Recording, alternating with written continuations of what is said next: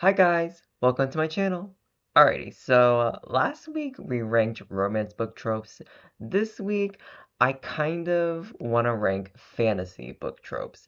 Why? Just because. Well, okay, I'm lying a little bit. I did originally plan to film another video, but I kinda, just for reasons, need something a little bit easier to film tonight. So yeah, plan B.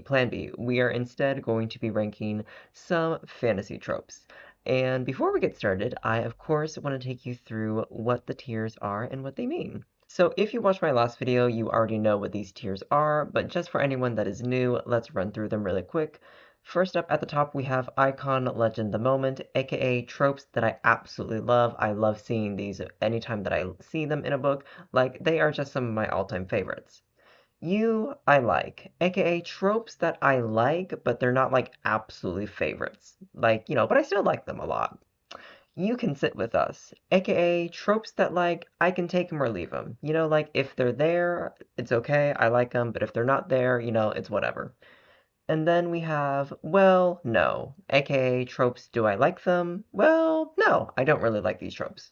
After that, we have Pop Crave, Ban It, aka tropes that like I absolutely hate. Whenever I see these tropes, I'm just like, ban it, get it out of my face. I can't stand this trope. And then finally, we have I Don't Know Her, aka tropes that like I don't really know enough about to have a real opinion on them. Anyway, with all of that out of the way, let's get to ranking these fantasy book tropes. Starting off, we have The Chosen One. Now, is The Chosen One overdone? Absolutely. Well, it used to be overdone. I haven't really seen it in recent years, in all honesty. But even still, I kind of like it. It's not one of my all-time favorites, but like at the same time, I do like it. I'm never one of those people that's like, oh my God, it's so boring, it's so overdone, da da da da da. I'm always like, okay, yeah, it's overdone, but like, I like it. I still like it whenever it pops up. I do. Next is magical artifacts. This one also I do like. I really, really do like this. You know what? Hmm. Honestly, I might move this up one. I'm not exactly sure. It's like between all-time favorites and like really, really like. I don't really know. But like I really do like magical artifacts. When like ever something pops up in a story of like, ooh, the ring is imbued with power, or like, ooh, the magical bracelet that was passed down from generations ago, or like, ooh, the cursed brooch or whatever. Whatever it is. I'm always like, okay, I'm here for it. I like this. I like this. I want to see somebody interact with it for good and for bad. Next is training arc. I'm gonna be so honest. Ban it. Ban it. Here's the thing with training arc. It's kind of annoying to me. It is, because it always feels rushed. I don't know. Like in all the stories that I've read, the training arc, it just feels rushed.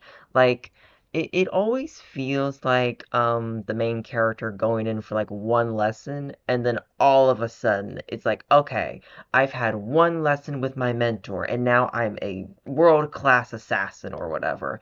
And it's like, let's be serious. Let's be serious. Like, can we please? Can we please? Like, so it's like, I don't know. Like something about the training arc always, it just always feels just so rushed. It feels so poorly done. It always feels like, okay, we go in for like one lesson or two lessons, and then we're just a master at our craft. And it's like, really? Really? Anyway, Forbidden Love. Ooh.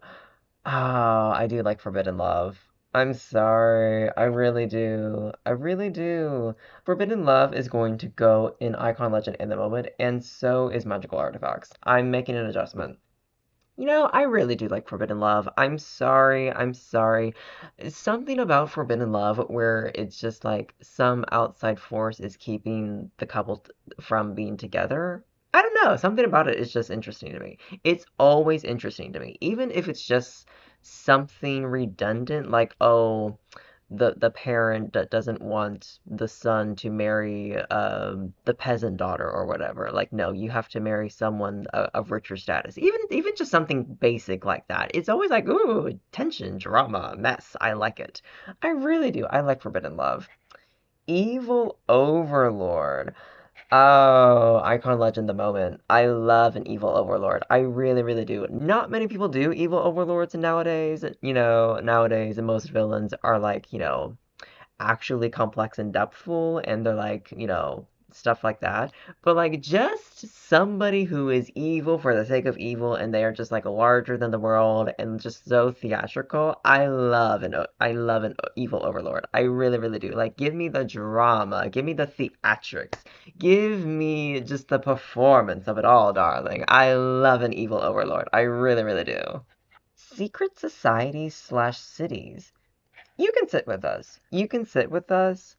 The, I like secret societies slash cities, but part of me is also always like, I really do wish that this was just public knowledge and everyone just knew everything.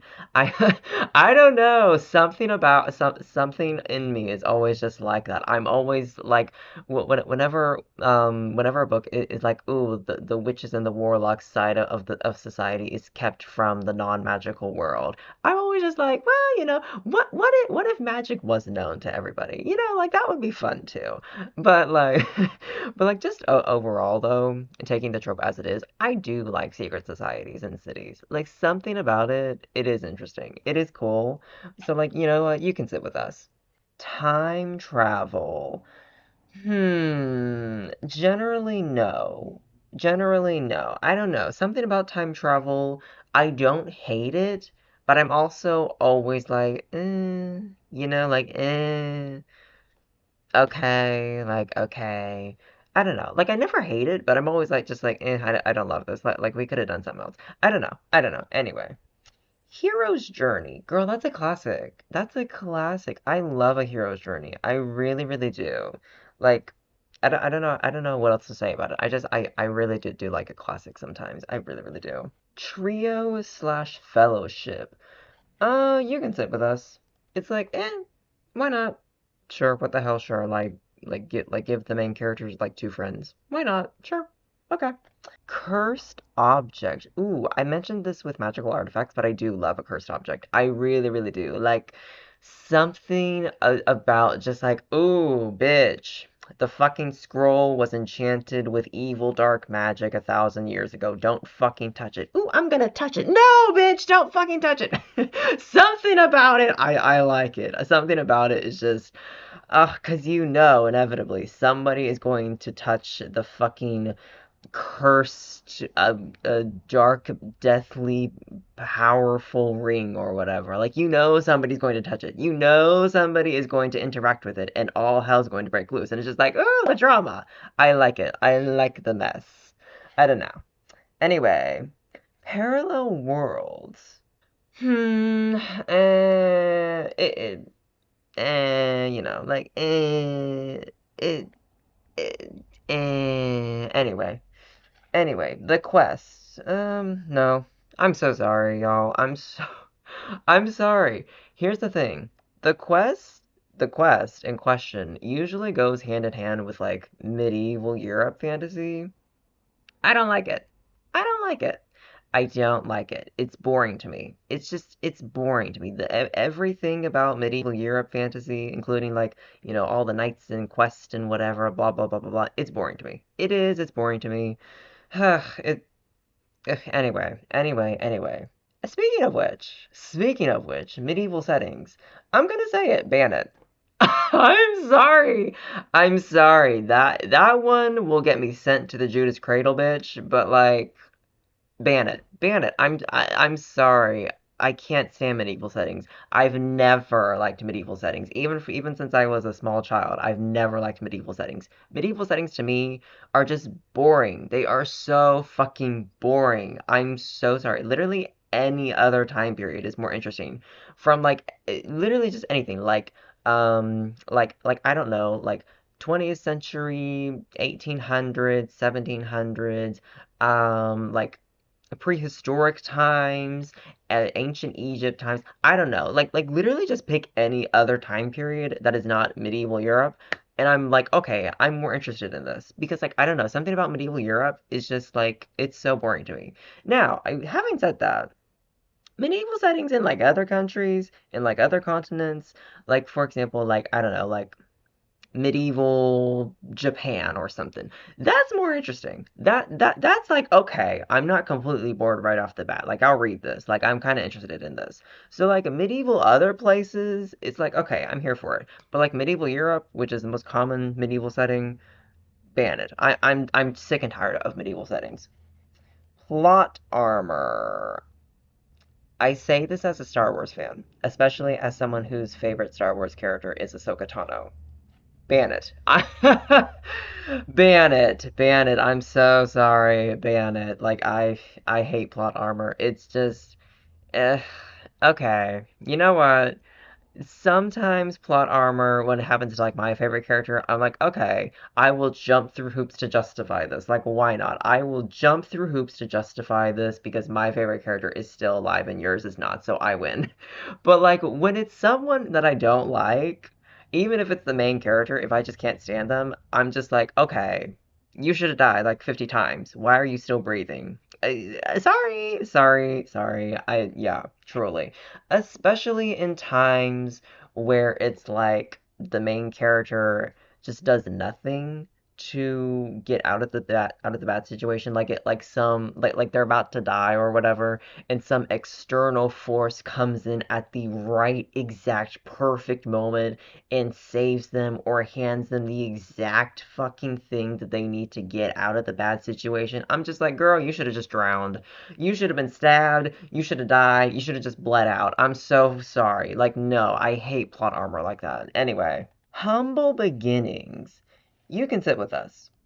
This one is just like, okay, sure. Like, why not? Like, I personally, for me, I don't really care. And I say that as somebody who's been in poverty their entire life. I don't really care. I don't really care where you start out from. I care much more about what you become later in the story. Like, it doesn't matter to me, like, if you start out with $2 in the bank account or if you start out with $2 million in the bank account. Like, as long as you become an interesting character one way or another by the end of the story, I'm more interested in that. I really don't care about how you start out. Anyway, love triangle. Now, we discussed this in my last video, and again, I'm gonna say I like a love triangle. It's overdone, it's cliche, but like, I can't help it. I like a love triangle. I really, really do. Villain redemption. Oh. I'm gonna say you can sit with us, but it's very dependent on how it's executed. It really, really is. Because here's the thing, villain redemption, when someone actually puts in the work, like the author actually puts in the work to like redeem the villain slowly over time and have them like face consequences and push back and all that sort of stuff for like the horrible actions that they took. I'm like, okay, in that case, like we've seen the journey, we've seen you going through putting in the work to try and make up for your mistakes. Sure, I'm here for it. I'm here for that. But if it's just like, oh my God, the villain has been defeated, and now it's just like, okay, they're gonna die, but it's like right at the very end, they're like, I'm sorry for everything that I've done. Do it, kill me, I deserve it. It's just like, girl, anyway, like, okay, girl, you're not getting any bonus points to get into heaven with this last minute switch. Bitch, you are not Darth Vader. Anyway, like, girl, it doesn't matter. It doesn't matter if you suddenly have a change of heart right now. You're still going to hell after this. Bye. So, like, villain redemption, it's very much dependent on how it's written. It really, really is. Reluctant hero. I like this one. I do. I like a reluctant hero. I don't know, something about the person who is like, as long as they're not whiny about it, as long as they're pretty serious and are like, okay, I didn't want this responsibility, but yes, I will take this responsibility. But like, I do think somebody else should really do it because I think somebody else would be more capable than me. But like, you know what? Nobody else is gonna step up to the plate. I'm being tasked with this, so fine. I'll step up to the plate and do it.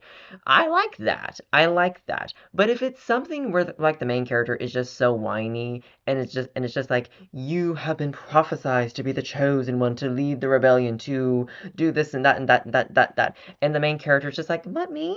Oh my God. No. I can't. I can't."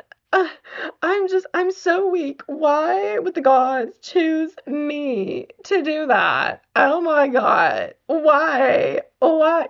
Do you know who I am? Of course you don't, because I'm a nobody. I'm a nobody. I can't be the hero. I can't. I can't. And they're like that for the entire fucking time. It's just like, shut up.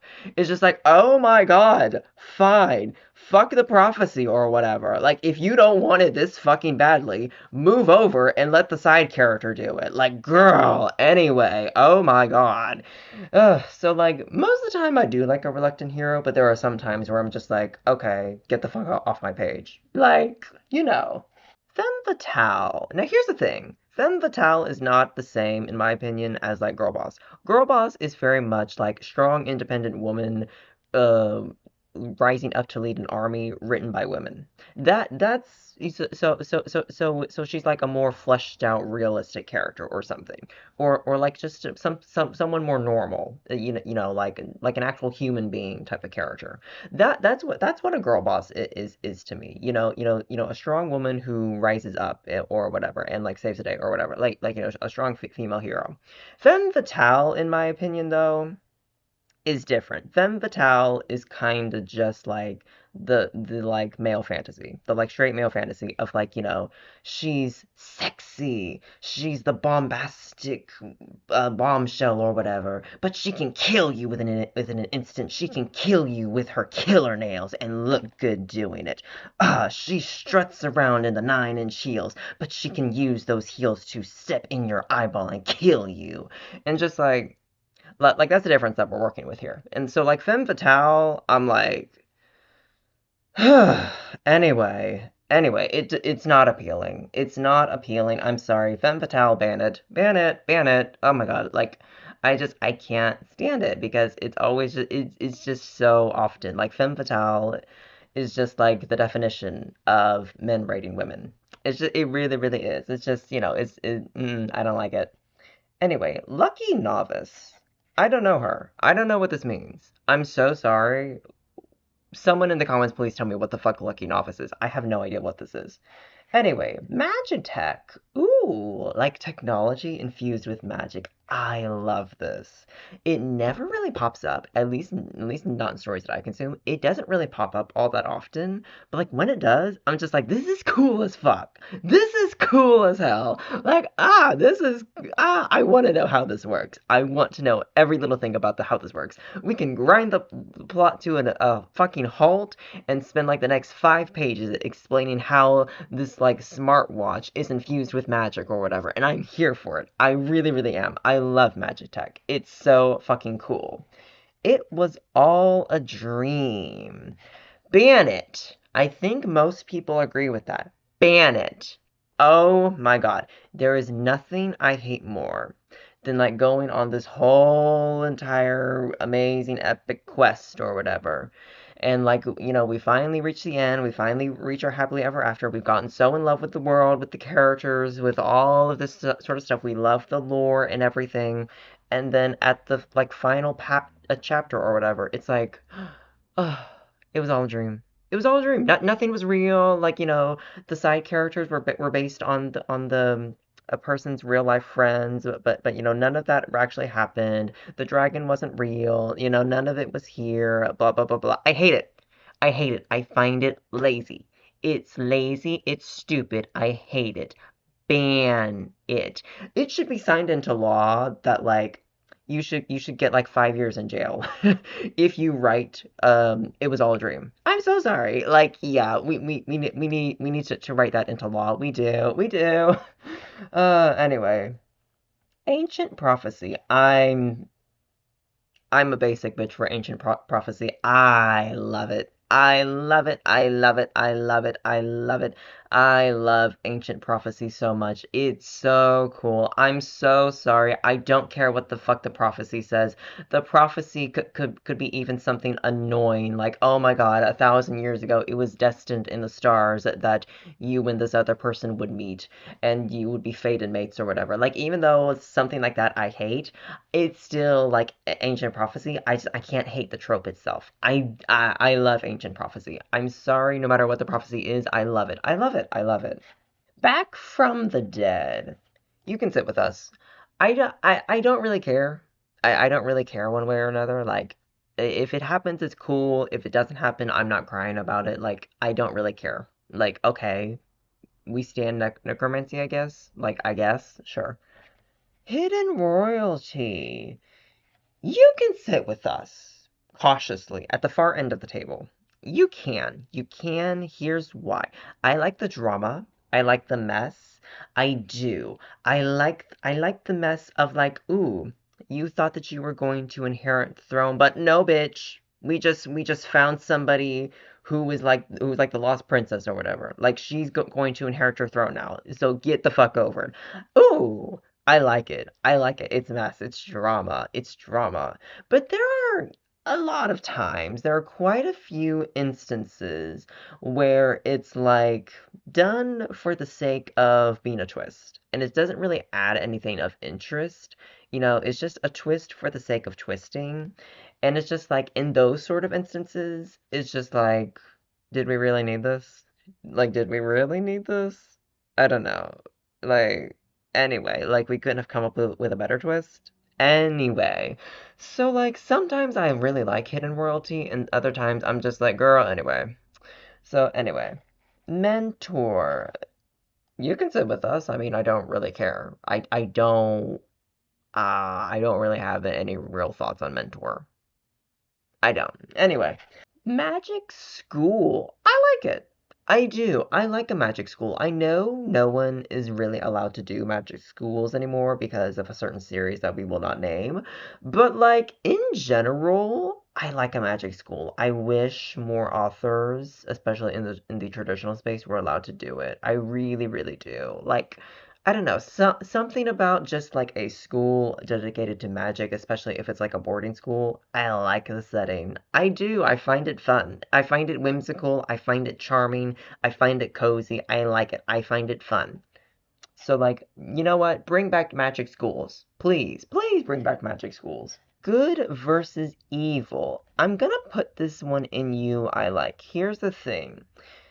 In instances where it's done in an interesting fashion, it's like an all-time favorite. I love epic showdowns. I love epic battles. I love just like epic displays of fighting or whatever between like the powers of good and evil. I love it. It's so fucking cool. I love good and evil. But there are some times where when good and evil is done and it's just like, you are born to the kingdom of light or whatever, and all those people from the Midwest or whatever, those people are born to the kingdom of darkness. They're all fucking evil.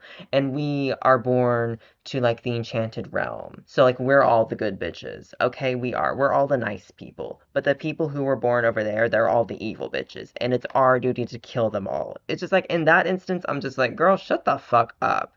That's ridiculous. Oh my God, you're going to tell me that everybody here that lives in this realm is good when like you're talking about genocide? Okay, sure, Jan. And like everybody over there is evil. Okay. Okay. Yeah, sure. I'm really going to believe that. Sure, Jan. Sure. I don't know. So like in those instances, I really do hate good and evil, but like tend to try to find more instances of where like I like good and evil. So like overall, I have a good experience with the good and evil. So like yeah, yeah, yeah, yeah. Epic battle. I love an epic battle. I really, really do. I love an epic battle in the sense of like showdown, of like one-on-one epic displays of magic or whatever, or like epic displays of like swordsmanship or whatever. Like whatever. Like one person fighting another in like the epic, battle of to decide the fate of the universe or whatever. I love those. I love those. I can't get enough of them. I will be a stand for them any day of the week. Now, epic battles where it's like, okay, we broaden the horizon and we're focusing on like the general armies going at each other in this like one final epic battle. That one I'm not so much of a fan of. It's fine, but like I'm not really too much of a fan of it because it doesn't feel as personal. You know what I mean? Like it feels like it makes me feel a little disconnected because like I can't really care about all 50,000 of these people on both sides. I don't know most of them, you know. So it's like in that instances, I don't really like epic battles, but like final epic showdown, like 1v1, I love it. I love it. I love it. And then for our final one, we have dragons. I'm gonna put this in. You can sit with us. I I'm debating on whether to put this in You Can Sit With Us or I Don't Know Her because like I don't really consume stories with dragons. I really, really don't. I don't go for them just because like it's like okay, I guess like dragons are cool, but they're not like my all-time favorite magical creature. But like I guess like dragons are cool, but it's like I don't really go out of my way to find like a dragon story or whatever. Like. But at the same time, like I don't hate dragons. Like I'm never mad when a dragon appears. I'm always like, okay, this is cool as fuck. Like, oh yeah, hell yeah, we have a dragon now. Like awesome. I love to see it. So like I don't know. Like I don't know. So like it's either it's like between You Can Sit With Us and I Don't Know Her. It's like somewhere in there. I don't know. But like for now, just for the sake of the video, I'm gonna put it in You Can Sit With Us because like I like dragons as a concept, but I'm never like, wanting to like go out and find the stories of them. So like . But anyway, that is all of the tropes ranked, so let's take a minute to go through and do a little recap. In Icon, Legend, The Moment, aka Tropes That I Love, we have Forbidden Love, Magic Artifacts, Evil Overlord, Hero's Journey, Cursed Object, Magitech, Ancient Prophecy, and Epic Battle. In You I Like, aka Tropes That I Like but they're not my all-time favorites, we have Chosen One, Love Triangle, Reluctant Hero, Magic School, and Good vs. Evil. In You Can Sit With Us, aka Tropes That I Can Take 'Em or Leave 'Em, we have Secret Society slash Cities, Trio slash Fellowship, Humble Beginnings, Villain Redemption, Back from the Dead, Hidden Royalty, Mentor, and Dragons. In Well Know, aka Tropes That I Don't Really Like but Don't Hate Either, we have Time Travel, Parallel Worlds, and The Quest. In Pop Crave Bandit, aka Tropes That I Hate, we have Training Arc, Medieval Settings, Plot Armor, Femme Fatale, and It Was All a Dream. And finally, in I Don't Know Her, aka Tropes That I Really Just Don't Know Enough About to have an opinion on them, we have Lucky Novice. And that's everything.